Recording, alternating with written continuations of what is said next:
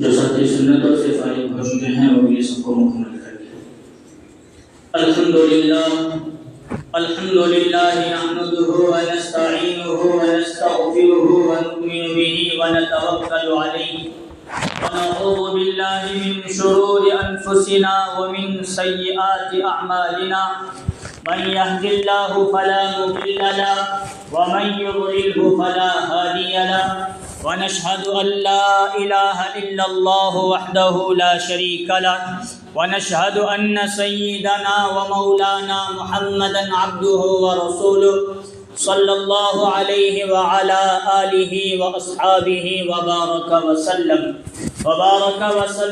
تسليما كثيرا أما بعد فأعوذ بالله من الشيطان الرجيم بسم الله الرحمن الرحيم ولا تقولوا لمن يقتل في سبيل الله أموات بل أحياء ولكن لا تشعرون وقال النبي صلى الله عليه وسلم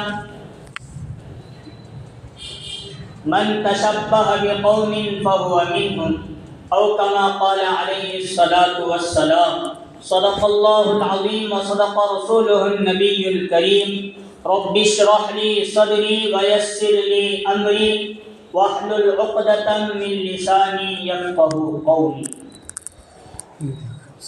ایک مرتبہ نبی اکرم صلی اللہ علیہ وسلم پر درود شریف پڑھی۔ اللهم صل على محمد وعلى آل محمد كما صليت على إبراهيم وعلى آل إبراهيم إنك حميد مجيد اللهم بارك على محمد وعلى آل محمد كما باركت على إبراهيم وعلى آل إبراهيم إنك حميد مجيد۔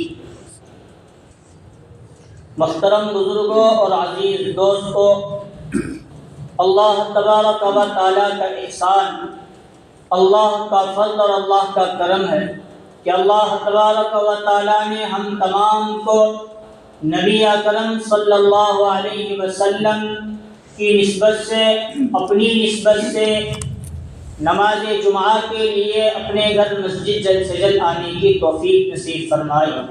جو باتیں کہیں جائے اللہ تعالیٰ ہم تمام کو ان تمام باتوں پر ہمیشہ عمل کرنے کی توفیق نصیب فرمائے۔ بزرگوں، دوستوں اور عزیزوں، جیسا کہ ہم تمام کو معلوم ہے کہ یہ مہینہ محرم الحرام کا مہینہ ہے۔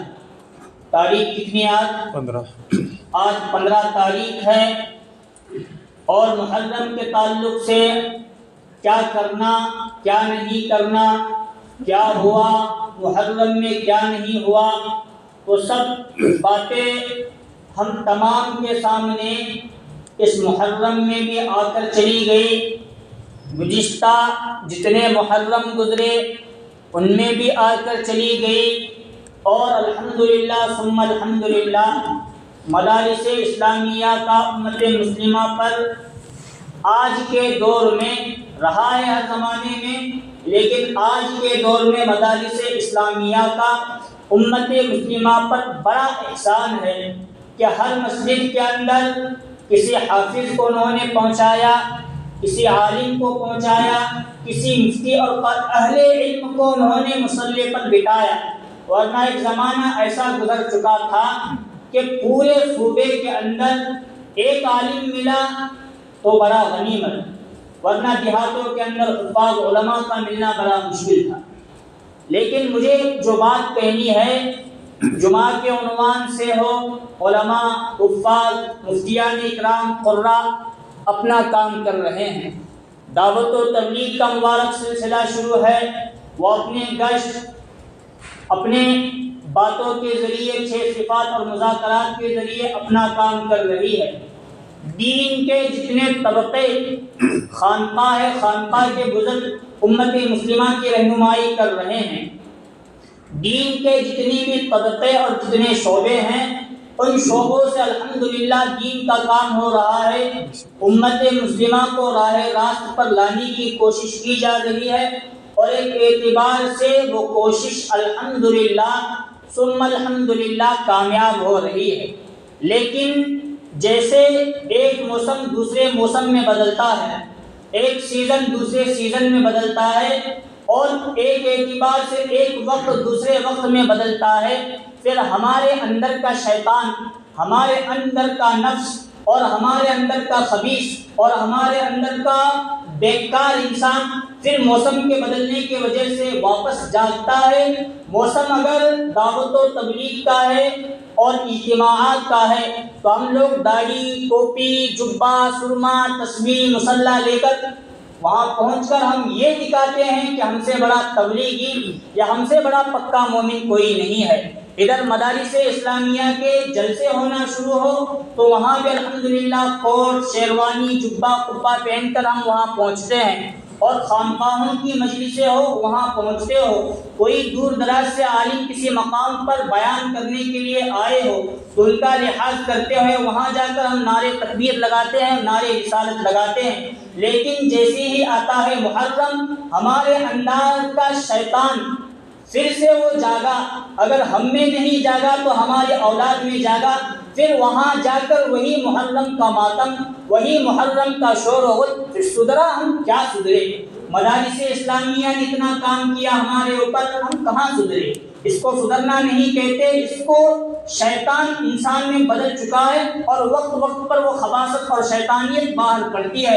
ادھر ربیع الاول کے جلسے جلوس شروع ہوتے ہیں، وہاں ہم نہیں گئے تو ہمارے اولاد جا کر وہاں پھر سے وہی شور و غل، اور جتنے خرافات و بدعات ہیں ان کے آنے پر، موسم اور وقت اور مہینوں اور دنوں کے بدلنے پر پھر ہم انہی چیزوں کی طرف لوٹ کر آتے ہیں۔ باقی دنوں میں ہماری توبہ، ایسی توبہ اللہ کو قبول نہیں۔ بات الگ رخ پر جا رہی ہے، میں پھر سے اپنی جگہ پر آتا ہوں۔ محرم کا مہینہ، یہ تو اصل میں ہم لوگوں کو یاد ہے حضرت حسین رضی اللہ عنہ کی شہادت اور میدان کربلا کا وہ خطرناک واقعہ، المناک واقعہ کہ نبی کے ماننے والوں نے، نبی کی امت نے نبی کے نواسے کو اتنی بے دردی سے قتل کیا کہ ان کا سر اور ان کا گلا کاٹا، ان کا جسم ایک طرف پھینکا گیا، اور نیزے پر چڑھا کر ماتم مناتے ہوئے، جلوس نکالتے ہوئے، ڈول تاشے بجاتے ہوئے اور ناچ گانا کرتے ہوئے وہ کربلا کے میدان سے نکل کر کوفہ، جہاں دارالخلافت، دارالحکومت تھی یزید کی، وہاں تک انہوں نے ناچنا شور گول 10ویں محرم کو کر کے بتایا۔ اب جب حضرت حسین رضی اللہ عنہ 10ویں محرم کو کربلا کے میدان میں شہید ہوئے، واقعہ 10ویں محرم گزر چکا ہے، اب دہرانے کی ضرورت نہیں، لیکن دو چار چیزیں جس میں اہمیت کے باقی ہیں وہ انشاءاللہ میں لانا چاہتا ہوں۔ جب حضرت امام حسین رضی اللہ عنہ کو بے دردی سے قتل کیا گیا، قتل کرنے والوں نے حضرت حسین کا سر مبارک کاٹا، کاٹ کر انہوں نے اس پر اتنا بس نہیں کیا، انہوں نے یہ کیا کہ اپنے نیزوں پر، اپنی تلواروں پر اور اپنے ہتھیاروں پر، خاص طور پر حضرت حسین رضی اللہ عنہ کا سر مبارک نیزے کے اوپر گاڑ دیا گیا، اور اس کو سامنے لے کر لوگ چلتے رہے، اور پیچھے ماحول یہ تھا، حضرت حسین رضی اللہ عنہ 72 کا قافلہ لے کر میدان کربلا کے اندر تشریف لائے تھے، اس میں سے کئی مرد تھے اور کئی عورتیں تھے۔ مرد اگر میدان جنگ میں آئے تو عورت میدان جنگ میں نہیں آ سکتی، ان لوگوں کے لیے خیمے لگائے گئے تھے۔ ان یزیدیوں نے، ابن زیاد کے لشکر نے اور شمر کے لشکر نے، شمر کے حکم سے وہاں خیموں کو آگ لگا کر کوئی چھت اور کوئی سہارا نواسے رسول صلی اللہ علیہ وسلم کے خاندان کے لیے باقی نہیں رہا، سب کچھ اجاڑ دیا گیا، اور اس پر ان کا دل پھر بھی ٹھنڈا نہیں ہوا، پھر بھی ان کو سکون اس پر نہیں ملا، تو انہوں نے جن کی تلواریں کسی کا سر نہیں لیے ہوئی، جن کی تلواریں یا جن کے نیزے کے اوپر کسی شہید کا خون نہیں لگا یا کسی شہید کا کپڑا نہیں، کسی شہید کی گردن نہیں، تو انہوں نے آگے چڑھ کر یہ کام کیا کہ رسول اللہ صلی اللہ علیہ وسلم کے خاندان کی جتنی با حیا اور با پردہ عورتیں تھیں ان کا برقع نکالا گیا، اور ان کے سروں سے دوپٹے اور اوڑھنیاں نکال کر اپنے تلواروں پر اور اپنے اس پر رکھی نیزوں پر رکھ کر ہم فتح یاب ہو گئے، ہم جیت گئے، حسین کی شکست اور ہار ہوئی۔ اس طرح ڈھول تاشے ناچ گانے کرتے ہوئے وہ آگے چلتے چلتے چلتے چلتے چلتے انہوں نے اپنا قافلہ، اب وہی شکل و صورت بدلتے بدلتے بدلتے ہمارے زمانے میں آئی کہ نہیں ہے، اور کی منا رہی بابا، ناچ گانا اندر جوش پیدا ہوا تب ہمیں بھی گئے، اور جو مین منانے والے ان سے پوچھے تمہیں کی منا رہی، تو انہیں کہتے ہیں یہ حضرت حسین کی یاد میں ہمیں کر رہے ہیں۔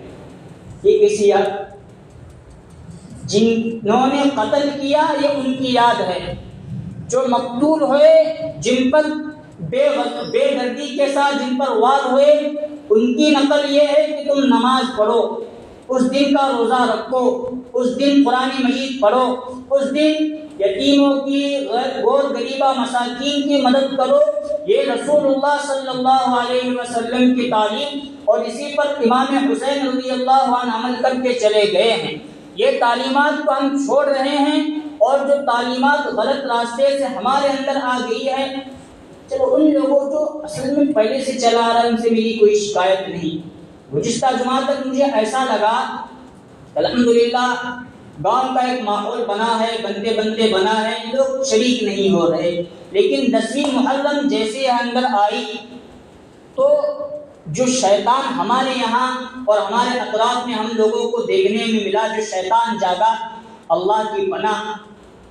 میں نے حدیث پاک رسول اللہ صلی اللہ علیہ وسلم کی پڑھی ہے، من تشبہ بقوم فہو منہم، جو شخص کسی بھی شخص یا کسی بھی قوم کی مشابہت اختیار کرے گا، کل قیامت کے میدان میں اس کا حشر اسی کے ساتھ ہوگا۔ جو شخص یا جو قوم کسی کی بھی مشابہت اختیار کرے گی، دنیا میں ہو یا میدان حشر میں بھی ہو، اس کا حشر انہی کے ساتھ ہوگا۔ جنہوں نے نواسے رسول کو شہید کر کے ان کے ساتھ بے دردانہ اور بے محبت والا عمل کیا، ایسے جلسوں کے اندر ہمارا شریک ہونا، ایسے ماتم کے اندر ہمارا شریک ہونا، گویا ان کی مشابہت اختیار کرنا، جن لوگوں نے شمر کے لشکر میں رہ کر حضرت حسین پر قہر اور غضب ڈالا تھا، اگر ہم یہاں چلو کلمے والی موت بھی مرے، یہ بات لکھ کر رکھنا، قرآن و حدیث کا لب لباب اور خلاصہ ہوگا۔ ایسے لوگ اگر موت اچھی مری، کلمے والی موت مری، قرآن پڑھتے ہوئے مری، نماز والی مری، سجدے والی مری موت آئی، مکہ اور مدینہ کی موت بھی آئی، لیکن محرم کے تعلق سے خرافات ان کے دل و دماغ سے نہیں گئے، اور وہ سچی پکی توبہ کر کے نہیں مرے۔ زمین و آسمان کا نظام بدل سکتا ہے، لیکن نبی اکرم صلی اللہ علیہ وسلم نے جو فرمایا وہ سچ ہو کر رہے گا۔ من تشبہ بقوم فہو منہم، جو شخص جس قوم کی یا جس شخص کی مشابہت اختیار کرے گا، میدان حشر میں اس کا شمار اسی کے ساتھ ہوگا۔ جو کر رہے ہیں یا کر چکے ہیں، اگر تب تک بات سمجھ میں نہیں آئی تھی تو اب اگر سمجھ میں آ چکی ہے تو آئندہ کے لیے ہم لوگوں کو سدھرنا اور سمجھنا اور اپنی اصلاح کرنا بہت ضروری ہے کہ ہم ایسا کریں گے، ہماری یہ سچی پکی توبہ نہیں۔ محرم کے جاتے ہوئے ہم توبہ کریں، محرم آتی ہی ہماری توبہ توڑ جائے، پھر ہم وہاں شریک ہو جائے، اس کو توبہ نہیں کہتے، اس کو اللہ اور اللہ کے دین کے ساتھ مذاق کرنا، استہزاء کرنا، اور استہزاء کفر کے درجے میں پہنچ جاتا ہے۔ جب امام حسین رضی اللہ عنہ اور ان کے خاندان کے ساتھ اتنا خطرناک معاملہ کیا گیا، تب اللہ تعالیٰ نے یہ فیصلہ کیا جن لوگوں کا اس میں ہاتھ ہے، اب ان کے ساتھ بھی وہی معاملہ، بدترین سے بدترین موت ان کو پیش آئے گی۔ نظام بدلتا ہے، ہر شخص عہدے کرسی پر، تخت و تاج پر ہمیشہ باقی نہیں رہتا۔ نمرود آیا تھا، وقت پر چلا گیا، فرعون کو بھی اللہ تعالیٰ نے بڑی طاقت دی تھی، ایک وقت کے بعد اس کا غرور بھی مٹ گیا۔ شداد آیا، اس کا بھی غرور چلا گیا۔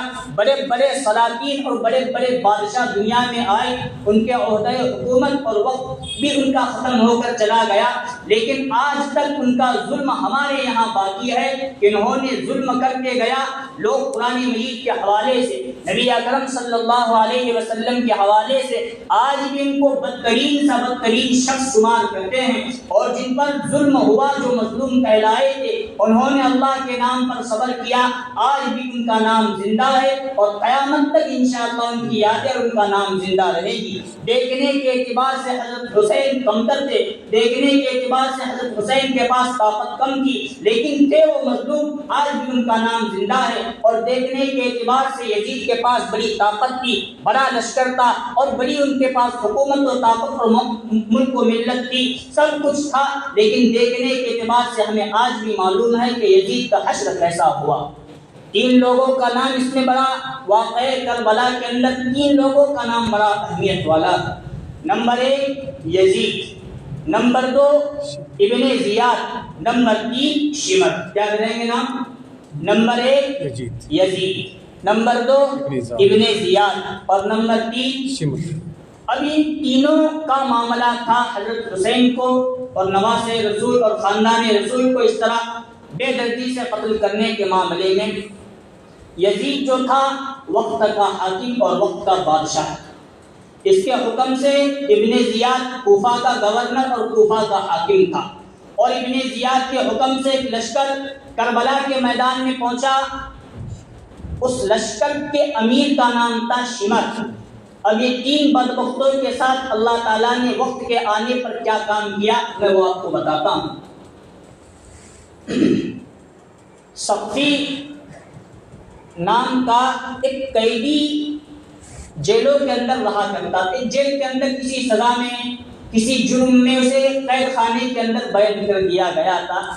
جب اور صفی نام دماغ میں سے چلا گیا، صفی نام اتنا مجھے یاد ہے، اس نے جیل کے اندر بیٹھے ہوئے قسم کھائی جن جن لوگوں نے حضرت حسین کے ساتھ اور خاندان رسول کے ساتھ یہ معاملہ کیا ہے، اگر کسی نہ کسی وقت اللہ مجھے تخت و تاج دے یا طاقت دے تو جن جن کا ہاتھ اس میں شامل ہے ان کو بھی میں بے دردی سے قتل کروں گا۔ کون یہ قسم کھا رہا ہے؟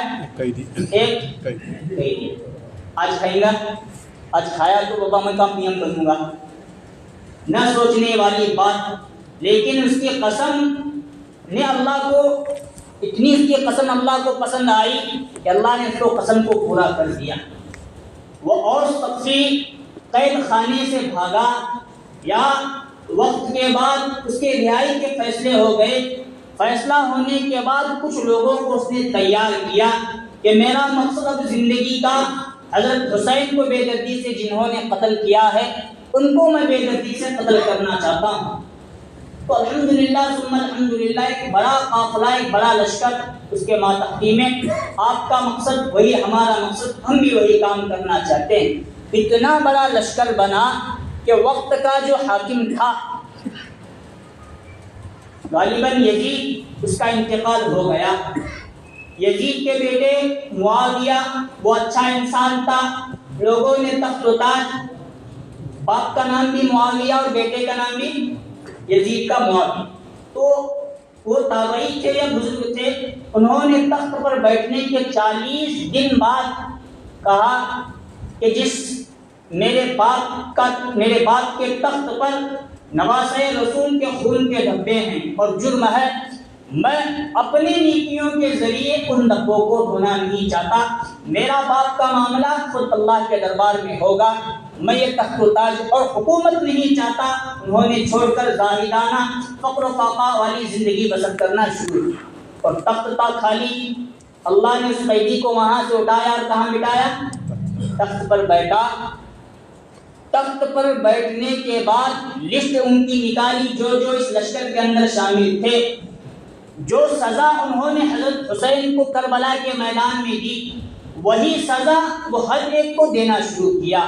سب سے پہلے شمر کا مقابلہ کیا اور شمر کی طاقت اور قوت اتنی توڑی کوئی انسان اس کو بچانے کے لیے تیار نہیں، اور کسی کے امان میں اگر وہ گئے شمر تو اسے وہاں جانے دینے کے لیے اس کے لشکر تیار نہیں تھا، اور یہاں تک اس نے حکم نامہ جاری کیا، شمر جہاں بھی تمہیں ملے میرے پاس جلد سے جلد پکڑ لاؤ، یا کسی اور کے پاس وہ چھپا ہوا ہو تو میں حکومت کی طرف سے یہ اعلان کرتا ہوں بادشاہ وقت تمہیں زیادہ سے زیادہ میں اس کا معاوضہ دوں گا، لالچ رہی تھی۔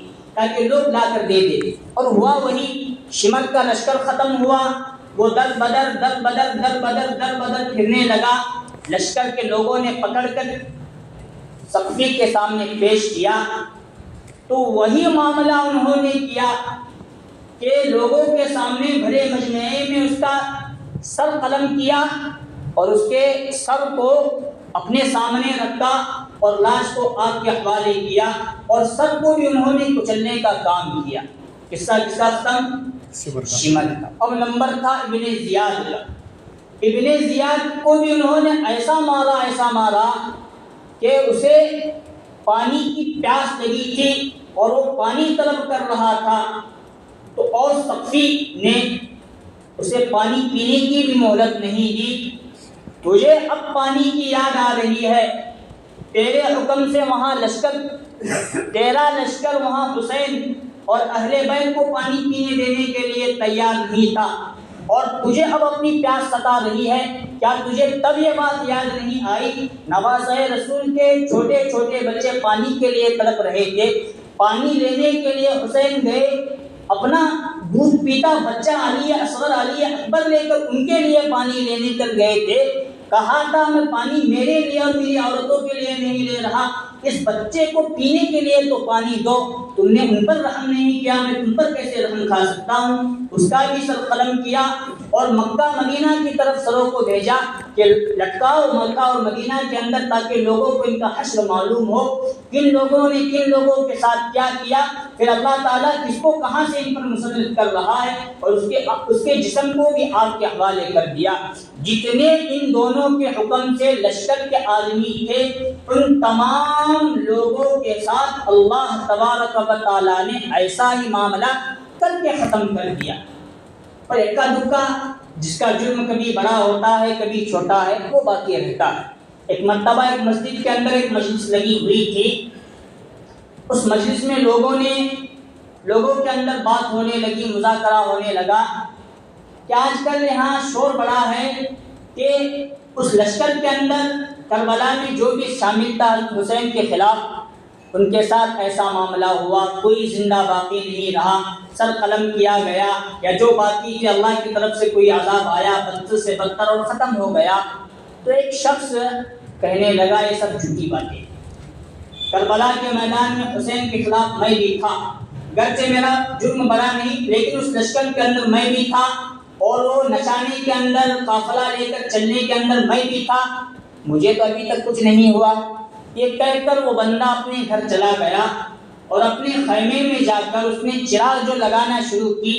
چراغ کی وجہ سے آگ لگاتے ہوئے وہ آگ کپڑوں پر پکڑتے ہوئے پورے خیمے کو جلا کر راکھ کر دیا اور وہ بندہ بھی جل کر پورا کا پورا ختم. اور ایک بندہ اپنی کارروائی سناتا ہے، جب سے حضرت حسین کا یہ کربلا کا معاملہ پیش آیا رات میں مجھے سونا نصیب نہیں ہوا. اگر نیند کی وجہ سے دن ہو یا رات مجھ پر غنود کی طاری ہوتی ہے تو میں دیکھتا ہوں کہ ایک سیاہ فام کالا انسان مجھے آتا ہے، پکڑتا ہے اور آگ کے اندر لے جا کر چھوڑ جاتا ہے، جس کی وجہ سے اندر سے میرا جسم بہت جل رہا ہے اور مجھے سونا نصیب نہیں ہو رہا. لیکن جب بھی نیند ہوتی ہے، نیند یا غنودگی کا مسئلہ آتا ہے تب میرے ساتھ معاملہ ایسا ہی ہوتا ہے. تو جاگا تو بندہ کب تک جاگے گا؟ نیند کبھی نہ کبھی آئے گی. سونا جب بھی تو معاملہ ایسا ہوا، اسی حالت میں اس کی موت اللہ تعالیٰ جلا کر مکمل اسے راکھ کر دیا، کوئی بھی باقی نہیں رہا. یہ کن لوگوں کے ساتھ ہو رہا ہے؟ اہل بیت کے ساتھ جنہوں نے کیا ان کے ساتھ، اور ہم ان کی مشابہت اختیار کر رہے ہیں. اتنا سننے کے بعد تو ہمارے ساتھ کیا ہونے والا؟ وہ اگر منافقین تھے تو ہم ان سے زیادہ منافقت کے اندر آگے بڑھ چکی ہیں. اس زمانے میں شاید منبر و محراب سے یہ باتیں نہیں بیان ہوئی ہوں گی، حالات ویسے تھے حضرت حسین یا ان کے زمانے کے بعد. لیکن ہمارے زمانے میں اتنا سب کچھ قرآن و حدیث کھلا کر بیان کیا جا رہا ہے، پھر بھی ہمارے اندر کا شیطان اور نفس ختم ہونے کے لیے تیار. جیسا دیش ویسا دیش، رنگ دیکھ کر ڈھنگ بدلنے کا کام ہم کر رہے ہیں. اللہ ہم لوگوں کو معاف فرمائے.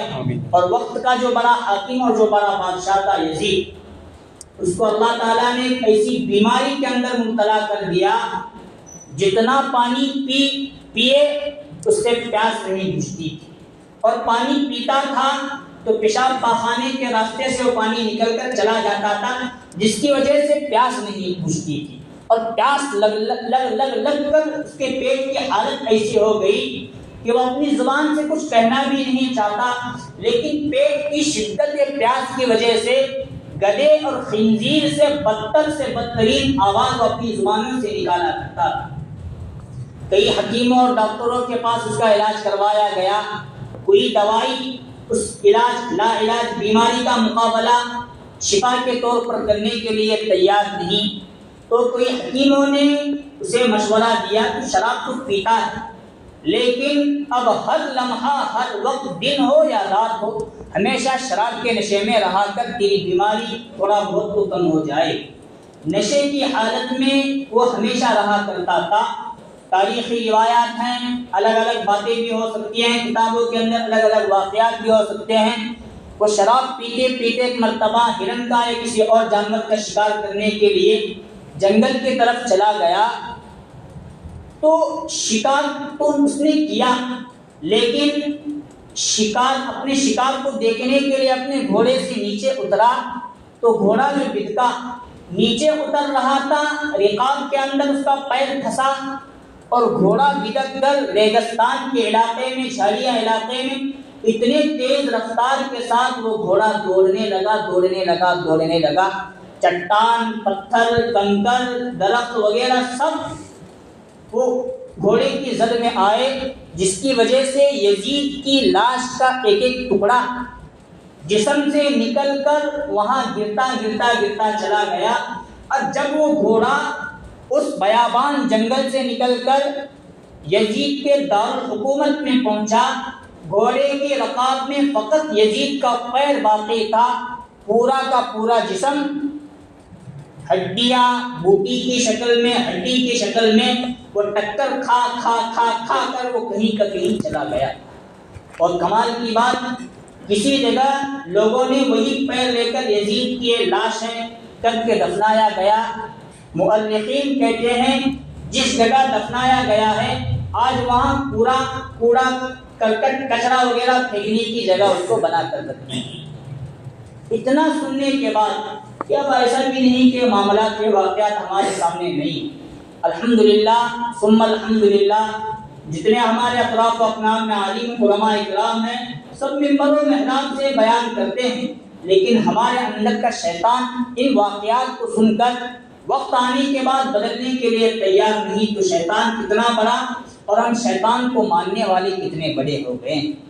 من تشبہ بقوم فہو منہ.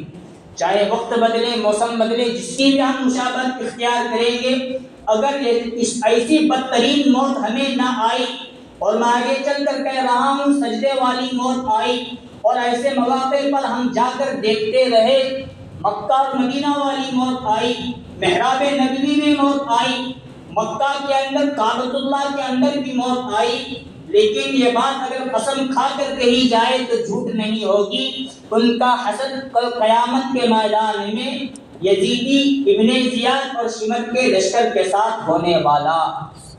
جو کر رہے ہیں سدھرتے نہیں، چھوڑ دو.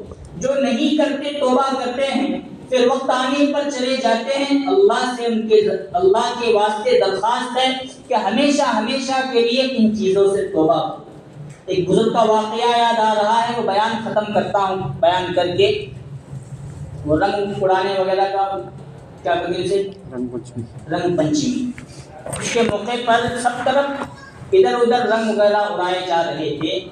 تو ایک باریش جبہ قبہ پہنے ہوئے ایک بزرگ، نماز کے پابند، صوم و صلاۃ کے پابند، پان کھاتے ہوئے کسی جگہ بیٹھے ہوئے تو ان کے سامنے گدھا آ کر کھڑا ہوا. جب گدھا آ کر کھڑا ہوا تو مذاق میں انہوں نے پان کی پچکاری گدھے کے اوپر پھینک دی اور کہا سب اپنے اوپر رنگ اڑا رہے ہیں تو کیوں رنگ سے بچا. اتنی مشابہت فقط انہوں نے اختیار کی. اللہ کرے وہ واقعہ ایسا ہی ہو تو چل جائے، سب کے سب اعمال ضبط ہوئے، بے ایمانی سے وہ بزرگ مرے اور ان کا حشر بھی کفار و مشرکین کے ساتھ اللہ نے، یہ کچھ جھلکیاں ہیں جو اللہ تعالیٰ کبھی کبھار دکھاتے ہیں۔ وَلَا تَقُولُوا لِمَن يُقْتَلُ فِي سَبِيلِ اللَّهِ أَمْوَاتٌ بَلْ أَحْيَاءٌ وَلَٰكِن لَّا تَشْعُرُونَ۔ قرآن مجید اعلان یہ کرتا ہے جو اللہ کے راستے میں شہید ہو گئے تو ان کو مردہ مت کہو، بل احیاء، وہ زندہ ہیں، ان کی زندگی کیسی ہے وہ ہم لوگ نہیں سمجھ سکتے۔ حضرت حسین شہید ہو کر بھی الحمدللہ آج بھی زندہ ہیں اور قیامت تک زندہ رہیں۔ اسی لیے علامہ اقبال رحمۃ اللہ علیہ نے فرمایا ہم زندہ جاوید کا ماتم نہیں کریں، ماتم وہ کرے جو منکر ہے حیات صحابہ کے، ہم زندہ جاوید کا ماتم نہیں۔